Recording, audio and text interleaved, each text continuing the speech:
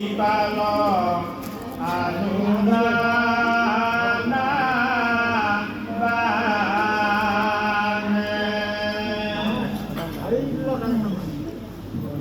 বাপেকৰ ঘৰত ইমান ডাঙৰ যজ্ঞ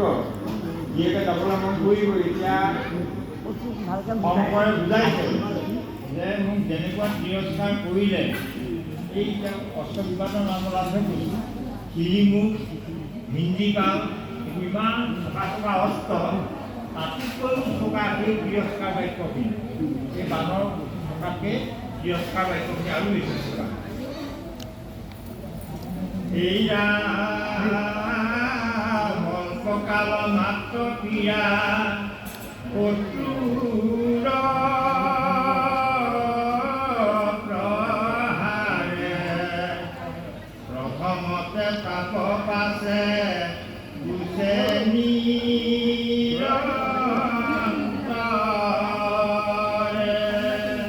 গাৰ ঘাট বা কাহক খোজ খাবলৈ ভাল প্ৰথমতে বিষায় তাৰপিছত লাহে লাহে ভাল হয় কিন্তু মুখৰ বাক্যৰ টিকা এইয়া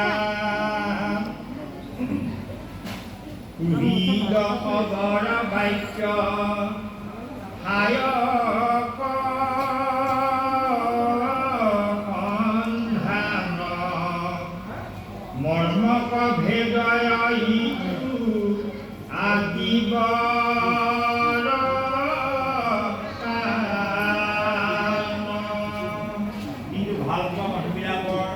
কিতাপ অসমীয়াকে কলিজা ভেদি যায় সহ্য কৰিবলৈ বৰ টান ৰাত্ৰি দিনে কৰে ক্ৰিয়া মামে জীৱে মানে নিহাল প্ৰমাণময়ী লভিলো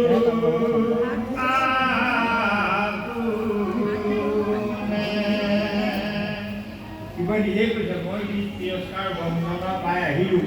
ইমান দিন হ'লেও ৰাতি দিন মই পাহৰিব পৰা নাই মোৰ কলিজাত এতিয়াও বিন্ধি আছে মনত এতিয়াও সেই কথাখিনিয়ে আমনি কৰি আছে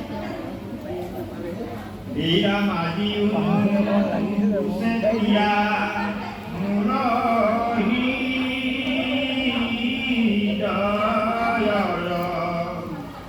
ইটো বাক্য কব কহু মৰি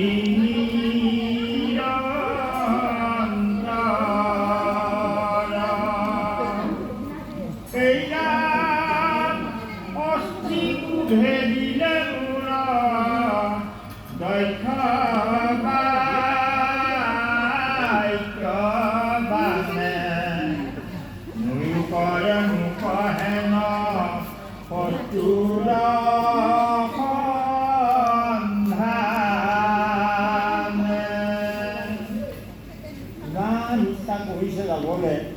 বাপেকৰ ঘৰত ইমান ডাঙৰ সকাম আকৌ মানুহটোৱে যাব নিজে ইমানখিনি কথা কৈছে যদি বোলা মই গৈলে নাই শংকা বিহাৰৰ ওচৰ কহো দৈতকী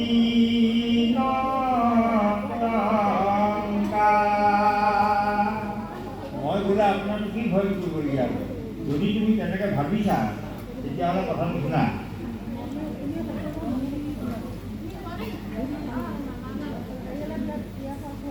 এইডাল জনমতে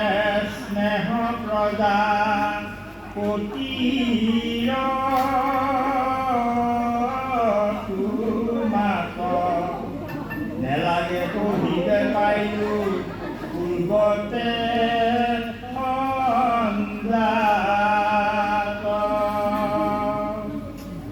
দিবেলা তোমাৰ পিতৃ মুখ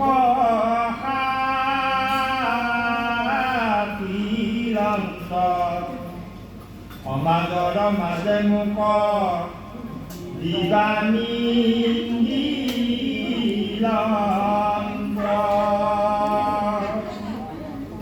দিবেলাৰ পৰা জানো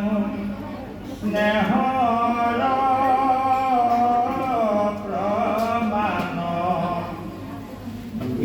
সবাৰ মাজে তুমি হে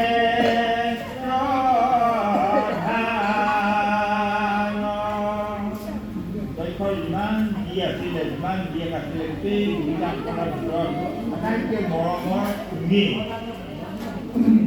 সেইকাৰণে মই ইমান প্ৰকল্পনা কৰোঁ তোমাক মই দিয়াৰ কাৰণেই।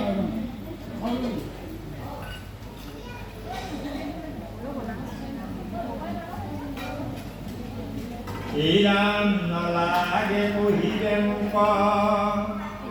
সকলে জীৱিত